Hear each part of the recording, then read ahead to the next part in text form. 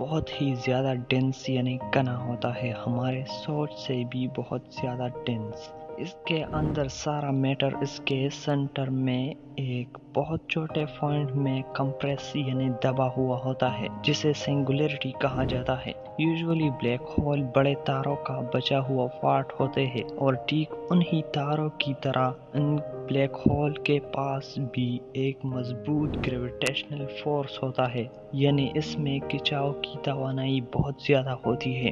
جتنا زیادہ میٹر ان کی سنگولیرٹی میں کمپریس ہوتا ہے، اتنی ہی زیادہ ان کی گریوٹی مضبوط ہوتی ہے۔